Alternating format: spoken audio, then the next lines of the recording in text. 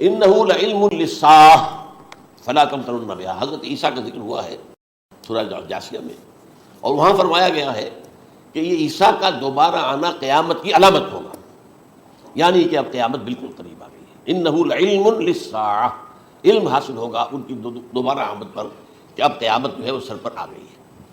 اچھا، اس کے ایک اور جو ہے ذرا بالواسطہ دلائل جو قرآن مجید میں آئے ہیں، ایک ان میں سے یہ ہے کہ سورہ آل عمران میں جہاں حضرت مریم کو بشارت دے رہا تھا فرشتہ کہ آپ کے ہاں ایک بیٹا ہوگا، وہ بڑی حیران تھی کہ میرے ہاں کیسے بیٹا ہو جائے گا، ماں کو تو بغیہ، میں تو کوئی بدکار عورت تو نہیں ہوں، نہ میری کوئی شادی ہوئی ہے ابھی۔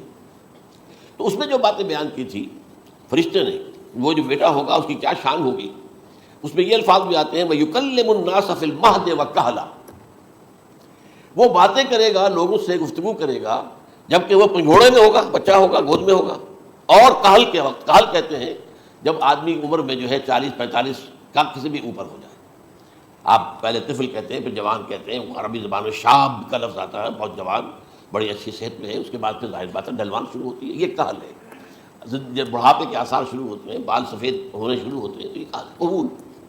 اب سوال یہ ہے اس گھوڑے میں بات کر دیں، یہ تو معجزہ ہے، لہذا اس کا ذکر یہاں پر مناسب ہے۔ یہ بڑے ہو کر بات کرنے کی کیا ضرورت تھی کہنے کی، وہ تو سبھی کرتے ہیں انسان، یہ اسی لیے کہ معلوم ہو کہ کہولت بھی انہیں آئے گی یار، حالانکہ آپ کو معلوم ہے سب مانتے ہیں، عیسائی بھی مانتے ہیں، سب مانتے ہیں، 33 برس کی عمر میں انہیں اٹھا لیا گیا، اس دور میں تو کہولت آئی نہیں، اس لیے قرآن ذکر کر رہا ہے۔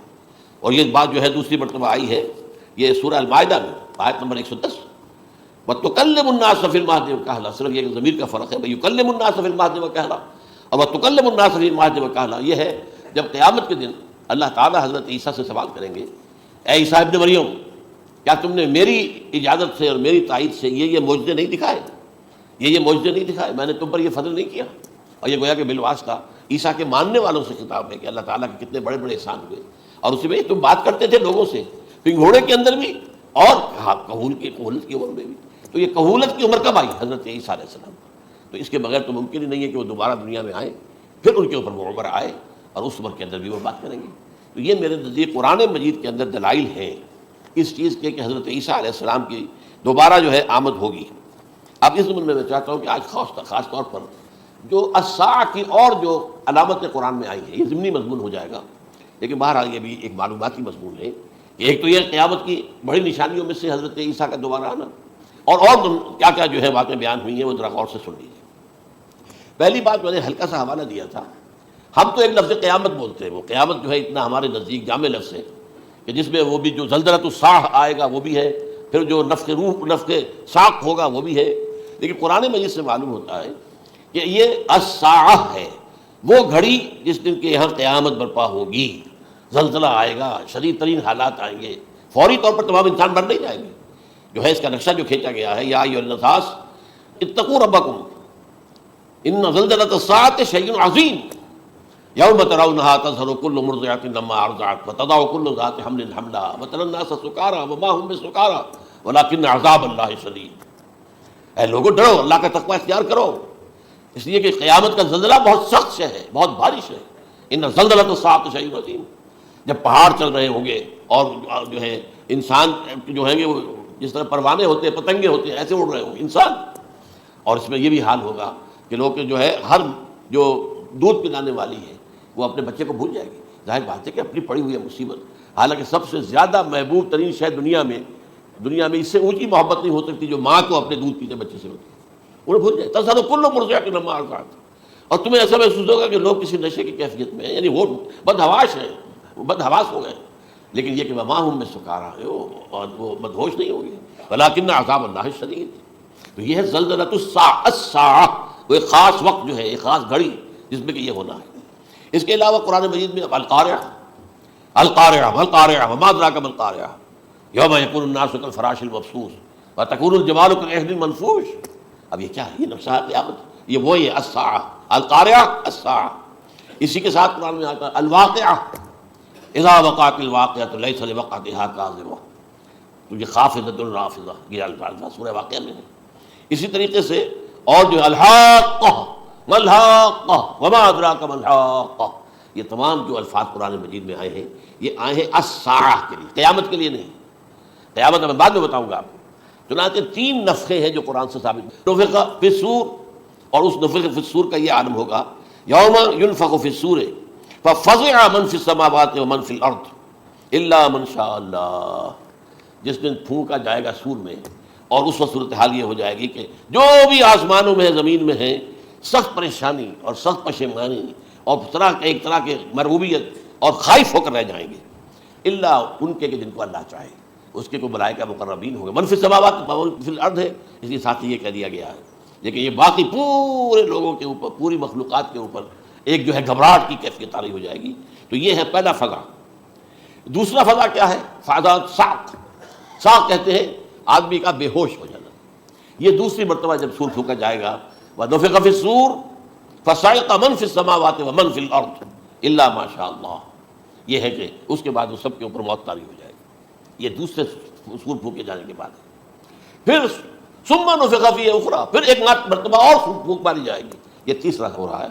فَإِذَا هُمْ قِيَامٌ يَنظُرُونَ، تو اچانک سب کے سب کھڑے ہوں گے اللہ کی طرف دیکھتے ہوئے. اب یہ جو ہے یہ ہے یوم القیامہ. قام یقوم قیامت، کھڑا ہونا. کیونکہ اس دن یوم یقوم الناس لرب العالمین، جس دن کے تمام انسان جو ہے کھڑے ہو جائیں گے اپنے رب کے حضور میں، جس کا نقشہ کھینچا گیا ہے اذا دکت الارض دکا دکا وجاء ربک والملک صفا صفا. تو یہ سب کے سب انسان بھی جو ہے موجود ہوں گے، فرشتے صفے باندھے ہوئے ہوں گے، اور اللہ تعالیٰ جو ہے اپنے خاص عرش کے ساتھ یحمل عرشہ ثمانیہ، 8 فرشتے اس عرش کو اٹھائے ہوئے ہوں گے جبکہ یہ آسمان پھٹے گا اور اس روئے ارضی پر اللہ تعالیٰ کا نزول ہوگا. یہ جو ہے ہمارا یوم القیامہ یہاں ہے. یوم القیامہ ہی میں جو فیصلے ہونے یہاں ہونے. قصہ زمین برسر زمین، جو نیکیاں تم نے یہاں کمائی ہیں یا جو بدیاں تم نے یہاں جن کا ارتکاب کیا کا فیصلہ یہاں ہوگا. اس کے بعد واللہ عالم کچھ اور بھی چیزیں ہیں، لیکن یہ کہ وہ سب عام طور پر لوگوں کے علم میں نہیں ہے. میں نہیں چاہتا کہ خام خواہ کسی نئی بات سے کوئی جو ہے ذہنوں کے اندر کوئی ایک تشکیک پیدا ہو جائے، شبہات پیدا ہو جائے. لیکن یہ چیزیں جو میں نے آپ سرچ کی از قرآن ثابت ہے. اسی زمین پر اترنا ہے. وجاء ربک والملک صفا صفا، یہ سب کے سب آئیں گے. اور ملائکہ، اور اس کے علاوہ جو ہے دوسرے مقامات پر اس کا نقشہ کھینچا گیا ہے. سورۃ الحاقہ کے اندر ہے اللہ کا عرش جو ہے 8 فرشتے اٹھائے ہوئے نیچے اتریں گے. تو یہ تمام چیزیں قرآن مجید میں مذکور ہیں.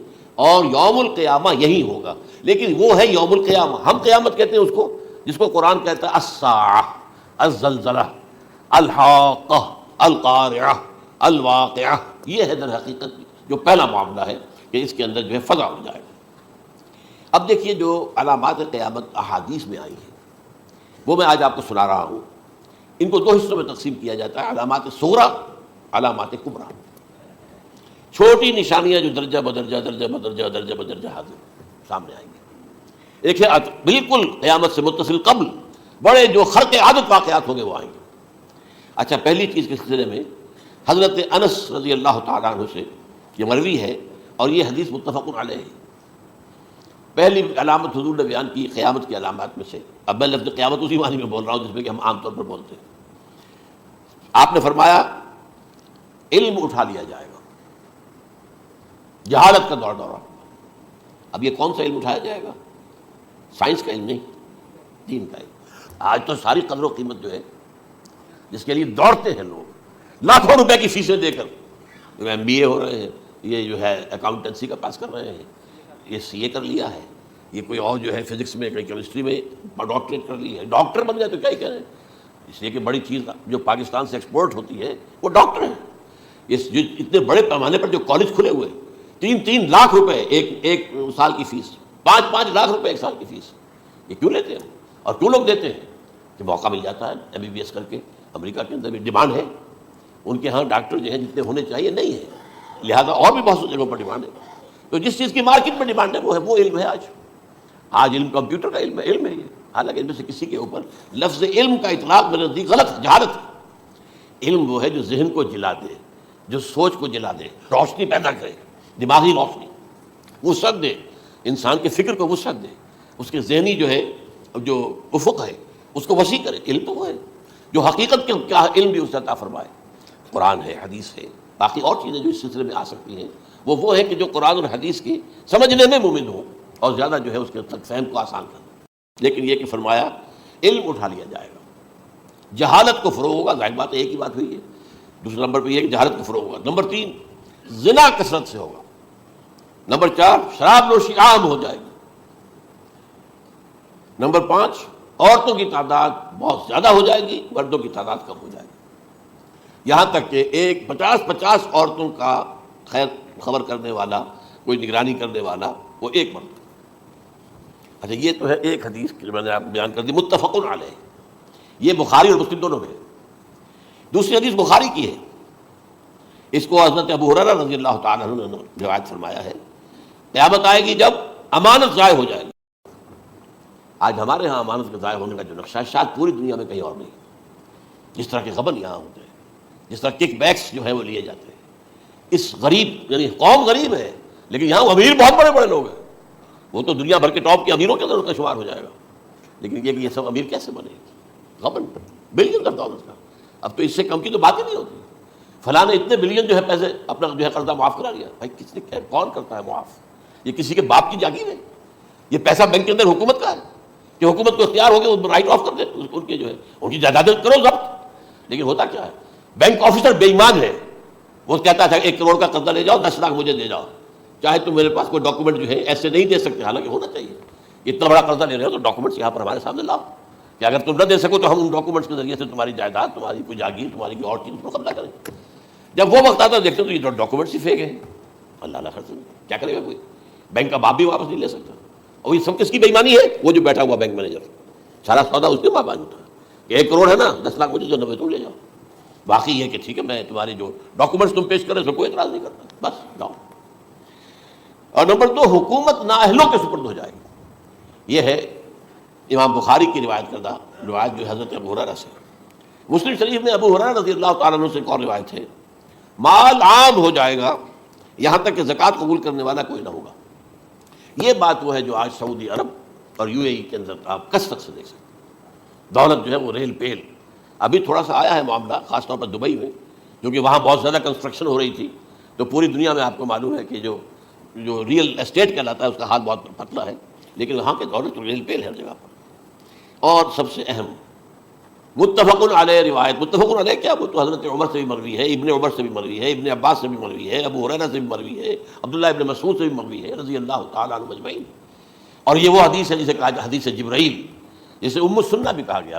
اس میں جو آخری سوال کیا حضرت جبرائیل نے حضور سے، چوتھا، پہلا یہ تھا کہ اسلام کیا ہے مجھے بتائیے، ایمان کیا ہے، اس کی حقیقت کیا ہے یہ مجھے بتائیے، تیسرا احسان کیا ہے یہ بتائیے، چوتھا یہ قیامت کے بارے میں بتائیے کب ہوگی۔ حضور نے فرمایا کہ اس کے بارے میں جس سے سوال کیا جا رہا ہے وہ اس سے زیادہ نہیں جانتا جو کہ سوال کر رہا ہے۔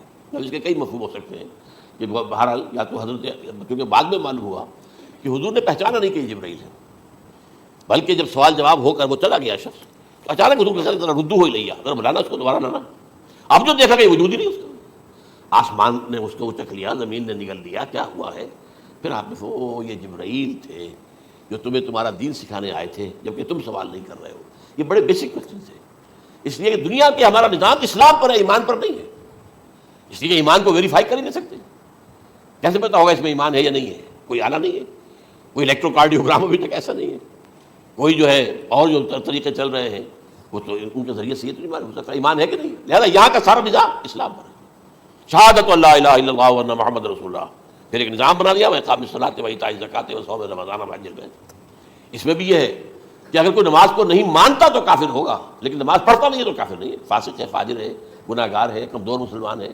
اس طرح زکوٰۃ کا منکر ہو جائے گا تو وہ کافر ہوگا، لیکن زکوٰۃ دے نہیں رہا ہے تو یہ گویا کہ گناہ گاری ہے، کمزوری ہے۔ اس حوالے سے نوٹ کر دیجئے کہ یہاں کا دنیا کا سارا اسلامی نظام اور سارا کانسٹیٹیوشنل اور لیگل سسٹم جو ہے اسلام کا وہ اقرار باللسان پر ہے، ایمان ہے وہ کہ جس کی بنیاد پر وہاں فیصلے ہوں گے۔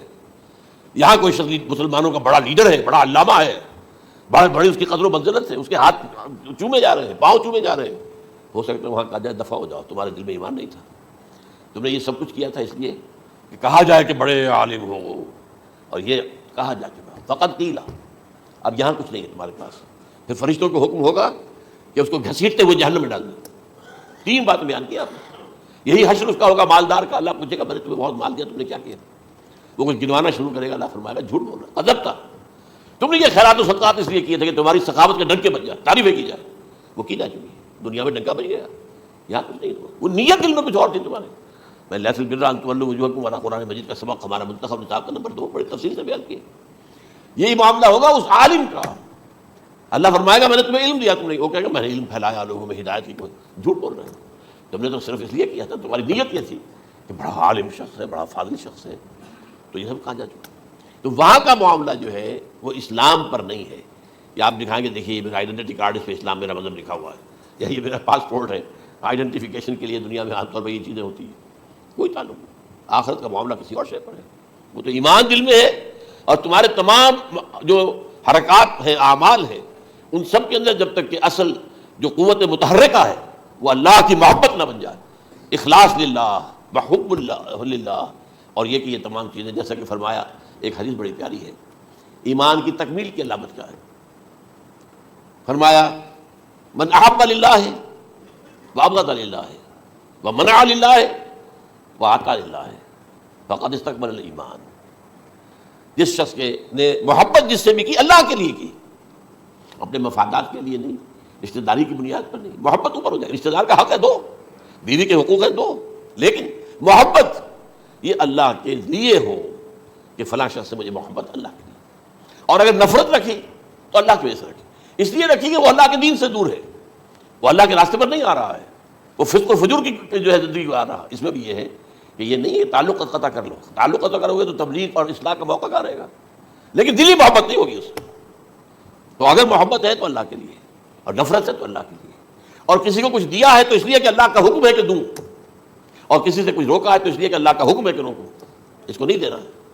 فقد استکمل الایمان, تو اس شخص نے ایمان کی تکمیل کر لی. یہ ہے اصل جو ڈیسائیڈنگ فیکٹر ہے, وہ یہ ہے. اور اس ایمان کی پہلی علامت کیا ہے, کیسے معلوم ہو میرے اندر ایمان ہے؟ پہلی علامت, سب سے کم تر درجے کا ایمان, اس میں فرمایا گیا اذا اساءت کا سیئۃ وحسنت کا حسنۃ فانت مومن. اگر کوئی اچھا کام کر کے خوشی ہو اور کوئی برا کام ہو جائے تو ملامت ہو, یہ کیا کر بیٹھا, یہ میں نے کیا کیا ہے, یہ مجھے نہیں کرنا چاہیے تھا. یہ اگر احساس ہے نیکی اور بدی کا تو تمہارے اندر ایمان ہے. یہ ایمان ہے ادنیٰ درجے کا, اور وہ ایمان احب للہ ہے, وابغض للہ ہے, واعطا للہ ہے, ومنع للہ فقد استکمل الایمان. اچھا, یہ جو متفق علیہ حدیث ہے جو حضرت جبرائیل کی ہے, اس میں پھر ان کا کہ اچھا اگر آپ مجھے یہ کب ہوگی قیامت نہیں بتا سکتے, اس کی کچھ علامتیں بتائیے. یہ بڑی عظیم تھا, کیونکہ یہ تو تمام احادیث کے اندر میں نے عرض کیا نا کہ سب سے زیادہ صحابہ سے منقول ہے. اور آپ نے فرمایا کہ جب لونڈی اپنی مالکہ کو جنے گی, اور تم دیکھو گے کہ ننگے بدن, ننگے پیر, بھوکے ننگے, بھیڑوں اور بکریوں کو چلانے والے اونچی سے اونچی عمارتیں بنانے میں ایک دوسرے کا مقابلہ کریں گے. اذا تلد الامۃ ربتها, کیا بات ہے, یہ خاص الفاظ کیوں کہے گئے؟ اولاد والدین کے سامنے دب کر رہتی تھی, کبھی سینہ تان کر بات نہیں کرتے تھے. ٹھیک ہے, کوئی بات آپ مان نہیں سکتے, ابا جان یہ بات تو میں نہیں کر سکتا. یہ فرض کیجئے کہ وہ آپ کو کسی نیکی سے روک رہے ہیں, کہ دینی کام سے روک رہے ہیں, ابا جان یہ تو میں نہیں کروں گا, یہ تو دین کا فرض ہے. یہ کہیں آپ, اور ڈٹ کر کہیں, اور جمیں اس پر, لیکن یہ کہ کوئی سرکشی کا انداز نہ ہو. ایسا نہ ہو کہ اپنے جناب سینے کو تان کر کے کھڑے ہو جائے, میں نہیں کروں گا, یہ نہیں, یہ غلط ہو جائے. اچھا, اولاد میں بیٹی جو ہوتی تھی وہ زیادہ سبارڈینیٹ, سبمسیو, بات ماننے والی, کہیں بھی سر اونچا نہ کرنے والی. اور آخری دور میں کیا ہوگا, بیٹیوں سے مائیں ڈریں گی, انہیں ٹوک نہیں سکتی کسی بات پر, پتہ نہیں کیا بک دے گی, کیا بکواس کر دے. یہ تو ہمارے یہاں ہو گیا ہے, باہر کیا ہے تو آپ یہ بھی نہیں پوچھ سکتے. آپ کی 13 برس کی لڑکی آئی ہے رات کو 1 بجے, نہیں پوچھ سکتے کہاں رہی ہو, یہ رات کہاں گزاری, پوچھ ہی نہیں سکتے. یہ پوچھنا بھی جرم ہے. اپنے چھوٹے بچے کو آپ نے تھپڑ مار دیا, تہذیب ہے, سکھانا ہے, غلط کام کیا ہے, اس کی سرزنش ہو رہی ہے, فوراً وہ اگر ایک فون کر دے گا, پولیس آئے گی, بچے کو لے جائے گی, اسے لا کر کہیں اور جو ہے ڈپازٹ کرے گی, اور آپ پر مقدمہ چلے گا, آپ کو اس کی سزا بھگتنی ہوگی. ظاہر بات ہے کہ پھر وہاں سرکشی کا کیا عالم ہوگا, پھر اولاد کہاں سر جھکائے گی, کس درجے میں جھکائے گی, اس کی تربیت عثمانی ہوئی نہیں. تو ان تلد الامۃ ربتها, گویا کہ ماں, بیٹی کے نزدیک ماں جو ہے وہ ایسی ہو جائے گی جیسے لونڈی. گویا کہ لونڈی نے ایک اپنی مالکہ کو جنم دیا ہے, بیٹی مالکہ بن جائے گی اور ماں جو ہے لونڈی بن جائے گی. اور دولت کے ریل پیل کا وہ تاجکان, یہ جو بھوکے ننگے اور مفلس, کیا حال تھا 100 برس پہلے, انہیں کھانے کو کچھ نہیں ملتا تھا. یہ مشرقی ساحل پر تھے, یہ سوائے یہ کہ مچھلیاں پکڑ لی اللہ اللہ خیر وہ کھا لی یا کہیں ان کو بیچ دیا، کوئی منڈی لگ جاتی تھی وہاں، اور کیا تھا. اور مغربی ساحل پہ کیا ہوتا تھا؟ ساری ان کی معیشت حج کے گرد گھومتی تھی. حاجی آئے ہیں، خریداریاں کر رہے ہیں، اور آپ کو معلوم ہے پوری دنیا سے مال پہلے بھی پہنچتا تھا وہاں. آپ کو جو ہے ہر ملک کے ہر کونے کا پھل وہاں مل جائے گا آج بھی. اور وہاں پر یہ ہے کہ سب سے بڑی بدوؤں کے لیے سب سے بڑی بات کیا تھی؟ قربانی کا گوشت. اسے وہ سکھاتے تھے، سخت چمڑے کر کے کھاتے تھے. یہ ان کا حال تھا. آج جا کر دیکھیے نئے شہر بن رہے ہیں، امریکنز کو کانٹریکٹ دیے جا رہے ہیں، بالکل ماڈرن شہر بنا دو. ایک ایبسلیوٹلی ماڈرن شہر جو ہے وہ جو مشرقی ساحل کے اوپر جو پہلے سے آرامکو سٹی ہے، امریکن سٹی ہو، اس کے اندر کوئی سعودی بھی داخل نہیں ہو سکتا سوائے جس کے پاس اس سٹی کی طرف سے لائسنس نہ ہو. اور اس کی چار دیواری کے اندر، چار دیواری کیا فصیل کے اندر کہیے، جو چاہو کرو، کوئی تم پر پابندی نہیں. ننگے نہاؤ، تالاب ہے نہا رہے، ننگی عورتیں ننگی مرد نہا رہے، کوئی پوچھنے والا. اب اسی قسم کا ایک سٹی آباد ہونا جا رہا ہے مغربی ساحل پر، جدہ اور ینبوع کے درمیان. اور اس میں اصل میں جتنی بھی دولت ہے جو پیٹرول کی ہے وہ وہیں پر رکھ لی جاتی ہے امریکہ کے اندر، تاکہ امریکہ جو ہے ایسے ایسے پروجیکٹ بنا کر جب تمہیں دے گا تو اس میں سے پیسے دے گا، وہ نہیں ملتی ان کو واپس. بہرحال یہ تو میں نے ایک جگہ آپ سے ذکر بھی کیا تھا، دی کنفیشنز آف این اکنامک ہٹ مین. وہ کنفیشنز کی بات جو ہے اگر آپ میں سے کسی کو دلچسپی ہو تو اسے پڑھ لیتے کہ کس طریقے سے 1973 کے آئل امبارگو کے بعد جو شاہ فیصل شہید کے زمانے میں ہوا تھا، پھر جس طریقے سے امریکہ نے ان تمام ممالک کو جکڑ لیا ہے، اس کا پورا جو پروسیس کیا تھا وہ سامنے آتا ہے. بہرحال اس کے بعد آتا ہے علامات کبریٰ کا ذکر، بڑی علامتیں جو کہ بالکل خرق عادت کے انداز میں ہوگی، جن کا معاملہ جو ہے وہ آپ کے ناپ تول میں نہیں آ سکتا. آپ کی کیمسٹری فزکس ان کا جو ہے وہ نہیں کر سکتی ادراک ہوگا یہ قیامت کی. ان میں نمبر 1 کیا ہے؟ ایک بہت بڑا دھواں آئے گا، پوری دنیا کو لپیٹے گا. نمبر 2 دجال کا ظہور ہوگا، جو اپنی خدائی کا دعویٰ لے کر آئے گا اور بنوائے گا. اس کے ہاتھ میں ہو جائیں گے، قبضے میں ہو جائیں گے سارے ذرائع پیداوار کے. اس کی طرف بھی پہلا قدم اٹھ چکا ہو، ٹرپس کے نام سے معاہدہ ہو چکا ہے. کوئی ملک اپنا بیج پیدا نہیں کر سکتا ہو. یہ بیج ہم نے ڈیولپ کیے ہیں. ان کے ڈیولپمنٹ سے پہلے تم ایک ایکڑ سے کتنی گندم لیتے تھے، آج کتنی لے رہے ہو؟ کس بنا پر؟ جینیٹکس کا جو کام ہم نے کیا ہے اس کی بنا پر ہونا. ہاں تو ہمارا حق ہے، اس کی رائلٹی ہمارے پاس آنی چاہیے. لہذا صرف ان اداروں سے، ملٹی نیشنل سے خریدا جائے گا بیج، اور بیج بھی وہ دیں گے وہ کہ جس سے جو فصل اگے گی وہ بیج نہیں لا سکتے، وہ بیج کا کام نہیں کر سکتے. جیسے آپ کو معلوم ہے کہ آپ کے یہاں جو گوشت کھایا جاتا ہے مرغے کا، تو مرغا وہ جو ہے اس میں مرغا ہو یا مرغی ہو، اس کے اندر کوئی وہ کیفیت ہی نہیں ہے. ان کے انڈے جو ہے ان سے آپ بچے حاصل نہیں کر سکتے. ہے تو انڈا، دیکھنے کو تو انڈا ہے، لیکن وہ بنڈا جو ہے اس سے بچہ تو نہیں حاصل کر سکتے. ایسے ہی وہ گندم کا بیج لیں گے، نظر آئے گی گندم، لیکن اس کے اندر وہ صلاحیت نہیں ہے کہ اس سے جو فصل اگے گی اس کا نتیجہ جو ہے وہ بھی آپ لے سکیں. یہ ہونا ہے، اللہ جانے، قدم اٹھ رہے ہیں ادھر. پھر یہ ہے کہ دابۃ الارض، زمین سے ایک حیوان نمودار ہوگا، زمین شق ہوگی. ابھی میں کہہ رہا ہوں خرق عادت ہے، یہ چیزیں وہ نہیں ہیں جو ہماری کسی حساب کتاب میں جو باتیں پہلے آئی ہیں وہ تو حساب کتاب میں آ رہی ہیں، ساری سمجھ میں آ رہی ہیں، ساری چیزیں مشاہدہ ان کا ہو رہا ہے. لیکن یہ ہے کہ دابۃ الارض، یہ کہتے ہیں کہ کوہ صفا، اس میں تو نہیں ہے حدیث میں، کوہ صفا پھٹے گا اور اس میں سے ایک حیوان دابہ وہ ظاہر ہوگا. تو اسی لیے فرمایا ہے وَإِذَا وَقَعَ الْقَوْلُ عَلَيْهِمْ أَخْرَجْنَا لَهُمْ دَابَّةً مِنَ الْأَرْضِ تُكَلِّمُهُمْ، تو ہم اندر سے پیٹ کے چیر کر زمین کے پیٹ کو ایک حیوان کو برآمد کریں گے جو انسانوں سے بات کرے گا، گفتگو کرے گا. نمبر 4 طلوع الشمس من المغرب، یہ بھی خرق عادت. سورج تو طلوع ہوتا ہے مشرق سے، غروب ہوتا ہے مغرب میں، لیکن اس وقت معاملہ الٹا ہو جائے. یعنی جو کائنات کے اندر جو گڑبڑ ہوگی کچھ سمجھ میں بات آتی ہے کہ یہ معاملہ جو ہے یہ تو اس پورے سولر سسٹم کو اگر بدل دیتے ہیں تو مشرق مغرب ہو جانا، مغرب مشرق ہو جانا، یہ سمجھ میں آنے والی بات ہے. اس کے بعد ہے عیسیٰ ابن مریم کا نزول، جس کے بارے میں آج ہم نے گفتگو کی ہے تفصیل سے. یہ نزول ہونا ہے، یہ علامات قیامت میں سے حضور نے بیان فرمایا ہے، اور قرآن مجید کی جو اصطلاحات ہیں اس کے حوالے سے میں نص قطعی جو ہے وہ میں آپ کے سامنے رکھ چکا ہوں. پھر یاجوج ماجوج کا ایک معاملہ ہے، یہ میں ابھی اس وقت زیادہ اس پر بات نہیں کر سکتا. حضرت عیسیٰ علیہ السلام کے نزول کے بعد 2 کام ہوں گے. یہودیوں کا قلع قمع ختم، تمام یہود، ایک کام تو یہ ہونا ہے. اور نمبر 2 عیسائیت کا ختم ہو جانا. عیسائیت کی نفی کر دیں گے، بھائی تم مجھے خدا کا بیٹا بنائے بیٹھے ہو، میں تو خدا کا بیٹا نہیں ہوں، میں تو اس کا بندہ ہوں، رسول ہوں. میں نے تم سے کب کہا تھا کہ مجھے خدا کا بیٹا بناؤ. نمبر 2 یہ کہ وہ خنزیر کو قتل کر دیں گے. یعنی یہ تم نے خنزیر کب سے کھانا شروع کر دیا؟ میں تو تم کو نہیں کہا، اجازت دے کر گیا تھا. یہ تو شریعت موسوی میں حرام تھا اور میں کہہ کر گیا تھا کہ یہی شریعت تم پر لاگو رہے گی. How come? تم نے کیسے کی؟ آج بھی بہت سے رومن کیتھولکس جو ہے وہ سور نہیں کھاتے، وہ اس میں ہے ان کے اندر کچھ نہ کچھ بات جو ہے جو حضرت عیسیٰ کی تعلیمات کا کچھ اثر ان کے ہاں ہے۔ میں تو ایک مرتبہ، یہ 1971 کی بات ہے، 4-5 دن کے لیے برسلز میں رکا تھا، اس لیے کہ وہاں مجھے ایک صاحب نے خط لکھا تھا کہ وہاں ایک نوجوان ہے ابھی اس ایمان لایا ہے اور اس کے کچھ مسائل ہیں، ہم کوشش کر رہے ہیں ان کے مسائل حل کریں، آپ بھی جا رہے ہیں۔ میں انگلینڈ جا رہا تھا تو واپسی پر آپ ان کے یہاں چند دن ٹھہرے، میں حیران ہوا۔ ویسے اس نے مجھے اپنے گھر ٹھہرایا نہیں، اس لیے کہ ماں باپ تو اس کے کرسچن تھے، اور پولیس کا چیف آفیسر اس کا باپ تھا، چیف آف پولیس فورس۔ اس نے مجھ سے ایک دن کھانے پہ بلایا، جیسے ہوٹل میں ٹھہرایا مجھے، اس نے کہا آپ اطمینان سے یہاں کھانا کھائیں، اس گھر میں نہ آج تک کوئی شراب کی بوند آئی ہے اور نہ ہی کوئی بوٹی آئی ہے سور کی۔ Roman Catholics. اب اکلوتا بیٹا تھا عبدالعزیز، اس نے بعد میں نام رکھا، وان کینٹر اس کا نام تھا جو کہ اوریجنل تھا، پھر اس نے نام رکھا عبدالعزیز وان کینٹر، پرانا نام بھی بہرحال رکھا۔ نہایت نیک، نہایت خوبصورت، 28 سال کی عمر تھی، اور اس وقت میں نے دیکھا تھا کہ اس کی فقہی معلومات جو ہے میری معلومات سے 10 گنا زیادہ۔ اس کی وجہ کیا ہے؟ وہ گیا تھا موراکو میں ایز اے ٹیچر ملازمت کرنے، پیسہ کمانے، وہاں وہ مسلمانوں سے اس کا ہوا رفت ہوا، اسلام کی تعلیمات سامنے آئی، اسلام لے آیا۔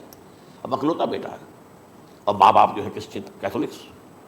جب وہاں سے واپس آیا تو پھر کہتے ہیں کہ ہمارے درمیان ایک معاہدہ ہے، وی آر لیونگ ٹوگیدر، لیکن یہ معاہدہ ہے ہم مذہب پہ بات نہیں کریں گے، بس باقی جو بھی ہے وہ ساتھ رہ رہے ہیں۔ لیکن میں حیران ہوا، مجھے معلوم نہیں تھا۔ اچھا، اس کے بعد اس نے جب اسلام کا فیصلہ کیا تو اس کے سامنے سوال آیا کون سی فقہ اختیار کروں؟ تو اس نے بڑی جو ہے تھورو اسٹڈی کی ہے تمام فقہوں کی، کمپیریٹو اسٹڈی، ان کو کرنے کے بعد پھر فائنل فیصلہ اس کا یہ تھا کہ حنبلی فقہ میں اختیار کروں گا۔ چاروں فقہوں میں سب سے لیٹسٹ حنبلی ہے، یعنی حنفی نمبر 1، پھر مالکی نمبر 2، پھر اس کے بعد شافعی نمبر 3، پھر یہ امام احمد ابن حنبل ہے۔ اور امام احمد ابن حنبل کے زمانے تک احادیث بہت بڑے پیمانے پر جمع ہو چکی تھی، جبکہ ابھی حضرت امام ابو حنیفہ کے زمانے میں کوئی اتنا زیادہ جو ہے حدیث کا بھی ذخیرہ نہیں بنا تھا۔ اسی پر تو لوگ حیران ہوتے ہیں کہ زیادہ احادیث امام ابو حنیفہ کے علم میں نہیں تھی، لیکن مجال ہے کہ ان کا کوئی فتویٰ جو ہے کتاب و حدیث کتاب اور سنت کے خلاف ہو۔ اگرچہ انہوں نے صاحب کہا کہ اگر تم پاؤ کوئی ایسی سچی حدیث، پختہ حدیث جو میری کسی رائے کے خلاف ہو تو میری رائے کو دیوار پر دے مارنا اور اس صحیح حدیث کی پیروی کرنا۔ لیکن ویسے اس کے بعد یہ کمال یہ ہے کہ بہت ہی کوئی شاذ معاملہ ہے کہ جس میں ان کا کوئی فتویٰ وہ کتاب و سنت کے منافی ہو یا سنت کے منافی ہو۔ کتاب پہ تو سوال پیدا نہیں ہوتا، کتاب تو ساری ان کے سامنے موجود تھی۔ اس کے بعد یہ ہے کہ یاجوج ماجوج، جیسے میں بتا رہا تھا آپ کو کہ جب عیسائیت بھی ختم ہو گئی، یہود ویسے ختم ہو گئے، استیصال ہو گیا، جڑ کٹ گئی، اب عیسائیت گویا کہ اسلام میں ضم ہو گئی، عیسائیت مذہب ختم، یہودی خود ختم۔ اب یہ طاقت کتنی ہو جائے گی؟ تقریباً 2/3 دنیا آ گئی، تمام اب عیسائی 2 ارب کے قریب ہیں، 1 ارب 90 کروڑ ہو گئے، یا مسلمان بھی 1 کروڑ 50-60 لاکھ ہیں، دونوں کو جوڑ لیجیے کتنے ہو گئے؟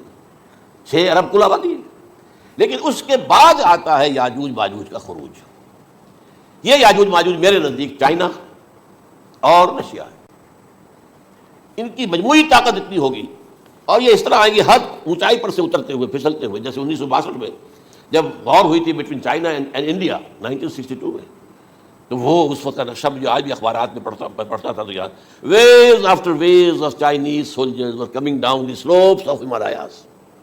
یہ تو وہ ہے نا جن کی تعداد کا کوئی حساب نہیں ہے، اور رشیا اور یہ مل کر جو ہے، میرا اندازہ یہ ہے کہ جب پہلے ملحمۃ العظمیٰ ہوگی وہ عیسائیوں اور مسلمانوں کے درمیان، اس وقت یہ دونوں پاورز نیوٹرل رہیں گی، لیکن غالباً یہ بات طے کر لیں گی کہ ویپنز آف ورلڈ جو ہے ماس ڈسٹرکشن، یہ استعمال مت کرنا، اگر یہ ویپنز آف ماس ڈسٹرکشن استعمال کرو گے تو ہم میدان میں آ جائیں گے۔ اس میں وہ جنگ جب ہو چکے گی، پھر حضرت عیسیٰ کو فتح حاصل ہو جائے گی، اور پھر یہ کہ یہودیت ختم ہو جائے گی، عیسائیت بطور مذہب ختم ہو کر اسلام میں ضم ہو جائے گا، پھر وہ 40 برس کا عہد حکومت ہے حضرت عیسیٰ علیہ السلام۔ لیکن جب یہ فتح ہو جائے گی ان پر، اب یاجوج ماجوج آئیں گے، اور اتنی تعداد میں آئیں گے کہ بحیرہ طبریہ جو ہے اس کا سارا پانی پی جائیں گے۔ یہ تو اگر آپ کو کبھی اندازہ ہو، یا کوئی آپ جانیں لوگوں کو جو ان چینیوں سے واقف ہیں، وہ کہتے ہیں زمین پر ہلتی ہوئی کوئی چیزوں سے وہ چوری چھوڑ کے کھا جائیں گے۔ جہاں وہ جاتے ہیں ایز اے لیبرر، وہاں کے جو سارے کتے ہیں ختم، ساری بلیاں ختم، ہر شے، وہ جو سانپ کھاتے ہیں، ہر چیز کھاتے ہیں، اور یہ تمام ایسٹرن کنٹریز میں ہوتا ہے، بڑی ڈیلیشس ڈشز ہیں یہ سانپ وغیرہ وغیرہ، اور یہ جس طرح کھا جائے، پانی پی جائے، ایک قطرہ نہیں رہے گا اس پر۔ تو پھر جو ہے اللہ تعالیٰ اس وقت جو ہے اس میں ایک ایسی بیماری پیدا کرے گا، یہ سب مر جائے، یہ معجزے سے ہوگا۔ یعنی ان کے اوپر فتح جو ہے وہ عام لڑائی کے ذریعے سے نہیں ہوگی، بلکہ اس کے اوپر فتح جو ہوگی وہ اللہ تعالیٰ سے بوجھ، ایک بیماری پیدا ہوگی سب مر جائیں گے، اور اس کے بعد اللہ تعالیٰ ایسے پرندے بھیجے گا بڑی لمبی لمبی گردنوں والے، وہ ان سب کو کھا جائیں گے، جیسے ہمارے یہاں گدھ ہوتے ہیں وہ ان کو صاف کر دیں گے۔ ورنہ تو یہ ہے کہ پوری دنیا کے اندر جو بدبو اور جو پیدا ہوتا معاملہ اس سے، تو اس نوع انسانی کی بقا ممکن نہیں تھی۔ ان کے خاتمے کے بعد پھر یہ ہوگا کہ حکومت اسلامی جو ہے پوری دنیا میں حضرت مسیح علیہ السلام کی ہوگی، 45 برس وہ رہیں گے، اسی میں وہ کہلن بھی آ جائے گا، وہ فی المہد و کہلن جو میں نے شروع میں بیان کیا تھا، اسی میں پھر یہ ہے کہ وہ شادی بھی کریں گے، ان کی اولاد بھی ہوگی، اور پھر ان کا انتقال ہوگا تو حضرت حضور صلی اللہ علیہ وسلم کے حجرے میں، وہیں پر جہاں حضور اور ابو بکر اور عمر رضی اللہ تعالیٰ عنہ دفن ہے، وہیں پہ ان کو دفن کیا جائے گا، اور قیامت کے دن حضور فرماتے ہیں کہ میں اور یہ تینوں ساتھ نکلیں گے۔ تو یہ ہے حالات و واقعات۔ بہرحال اس میں یہ ہے کہ یہ نوٹ کر لیجئے کہ جہاں تک ہمارے ہاں آج کل کا معاملہ ہے، میرے نزدیک میں یہ کہنے پر مجبور ہوں، جو رفع و نزول مسیح کو نہیں مانتا وہ کم سے کم منکر حدیث ضرور ہے، میں اس سے کم کا فتویٰ نہیں دے سکتا۔ اب یہ ہے کہ جو لوگ مہدی کو نہیں مانتے ان کا معاملہ میں مختلف سمجھتا ہوں، چند منٹ لے رہا ہوں آپ کے، اور اس لیے کہ ان کی حدیثیں صحیح میں نہیں ہیں، بخاری مسلم میں نہیں، اور یہ کہ بہرحال ان کا معاملہ جو ہے وہ ایسا نہیں ہے حضرت عیسیٰ کا۔ حضرت عیسیٰ کے آنے کا جو کچھ ہوگا وہ تو میں نے آپ کے سامنے بیان کر دیا، لیکن یہ ہے کہ حضرت مہدی ہمارے نزدیک اس میں خرق عادت کوئی ہے ہی نہیں۔ جیسے ہر صدی کے مجدد ہوتے ہیں، آخری صدی کے مجدد وہ ہوں گے، اور میرے نزدیک یہی آخری صدی ہے، اور اسی میں حضرت مہدی کا ظہور ہو جانا۔ سعودی عرب میں کوئی خانہ جنگی ہوگی کسی بادشاہ کے انتقال پر، اور پھر اس وقت یہ ظاہر ہوں گے، اس وقت ملک کے حالات کو سنبھالنے کے لیے لوگ ان کو زبردستی نکالیں گے، چھپے ہوئے ہوں گے ایک گھر میں۔ یہ حضرت ام سلمہ رضی اللہ تعالیٰ عنہ کی روایت ہے کہ ایک بادشاہ کے انتقال پر یہ خانہ جنگی ہو جائے گی، اور ایک شخص مدینے سے بھاگ کر مکے میں چھپ جائے گا۔ یہ تو ہے ان کے الفاظ، میں توجیہ کر رہا ہوں، یہ لوگ ان کی طرف دیکھ رہے ہوں گے کہ یہ جو وقت آیا ہے فتنے کا ہماری قوم پر، ہمارے ملک پر، تو ان کی شخصیت ایسی ہے کہ یہ بیچ میں آئیں، صلح صفائی کرائیں، اور وہ جو ہے اس ذمہ داری سے بچ کر بھاگیں گے اور جا کر مکے میں چھپ جائیں گے۔ پھر لوگ انہیں تلاش کر کے نکالیں گے اور زبردستی ان کے ہاتھ میں بیعت کریں گے، ورنہ وہ اتنے بڑے منصب کو۔ اور پھر یہ بھی ہے، ایک حدیث میں آتا ہے یصلحوا فی لیلۃ واحدہ، ایک رات میں ان کی مکمل اصلاح کر دیں گے، یعنی اگر کوئی تھوڑا بہت نقص اور عیب ہوا بھی، کوئی کمی کوتاہی ہوئی بھی، تو اللہ تعالیٰ ایک رات میں اصلاح کروا دیں گے۔ لیکن ہمارے نزدیک اس قدر کوئی خرق عادت ہے ہی نہیں۔ البتہ جو کہتے ہیں اہل تشیع، وہ خرق عادت ہے کہ ان کے 12ویں امام جو ہے وہ بچپن ہی کے اندر اس خوف سے کہ جو بنو عباس بادشاہ ہیں وہ ان کو قتل کر دیں گے، تو وہ ایک غار میں چھپا دیے گئے۔ اب وہ 1200 برس سے اس غار کے اندر چھپے ہوئے، اور اس کے بعد وہ ظاہر ہوں گے، وہ امام مہدی ہوں گے۔ اس میں خرق عادت ہے، لیکن میں یہ کہتا ہوں کہ محض خرق عادت کی بنیاد پر ہم اس کی نفی نہیں کریں گے۔ کیوں؟ کیا ہم یہ نہیں مانتے کہ اصحاب کہف 300 برس تک سوئے رہے؟ یہ کیا عام بات ہے؟ حضرت عزیر علیہ السلام اللہ نے انہیں موت دی، موت، اور 100 برس کے بعد زندہ کر کے اٹھا لیا۔ تو خرق عادت حضرت عیسیٰ کو ہم اتنا بڑا خرق عادت مانتے ہیں کہ اٹھا کر آسمان پر، تیسرے آسمان کے اوپر ہیں، موجود ہیں، اب بھی ہیں۔ شب معراج میں تیسرے آسمان پر حضور کی ملاقات ان سے ہوئی، تو یہ خرق عادت کی بنیاد پر نفی نہیں ہم کرتے، ہو سکتا ہے، لیکن یہ کہ اس کے لیے ہمارے پاس کوئی دلیل نہیں، کوئی احادیث نہیں، کچھ نہیں، اس لیے ہم اس کو نہیں مانتے۔ البتہ خود وجود جو ہے حضرت مہدی کا وہ کوئی عجیب بات نہیں ہے، وہ تو جیسے پہلے بھی آئے ہیں ہمارے مجددین، ایسے مجدد ہو گے اور دین کو تازہ کر دیں گے۔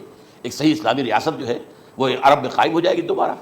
حضور نے فرمایا وہ عدل اور انصاف سے عرب کو اسی طرح بھر دے گا جیسے کہ وہ اس سے پہلے ظلم اور جور اور زیادتیوں کے سے بھری ہوئی ہوگی۔ تو یہ کام ہوگا، یہ تو مجدد کا کام ہوتا ہی ہے اس حوالے سے۔ لیکن بہرحال میں نے پھر بھی کہا کہ اگر احادیث کی کمزوری کی وجہ سے یہ صحیح عین میں نہیں ہے، اگر کوئی انکار کرے تو مجھے کوئی اعتراض نہیں ہے، ٹھیک ہے، لیکن جو حضرت عیسیٰ کے نفع سماوی اور حضرت عیسیٰ کے نزول کا انکار کرتا ہے وہ کم سے کم، میں انہیں اور آگے کوئی فتویٰ نہیں دیتا کہ وہ کافر ہو گیا یا یہ ہو گیا یا وہ ہو گیا، لیکن منکر حدیث کے لائن میں تو وہ لازماً کھڑے ہو گئے۔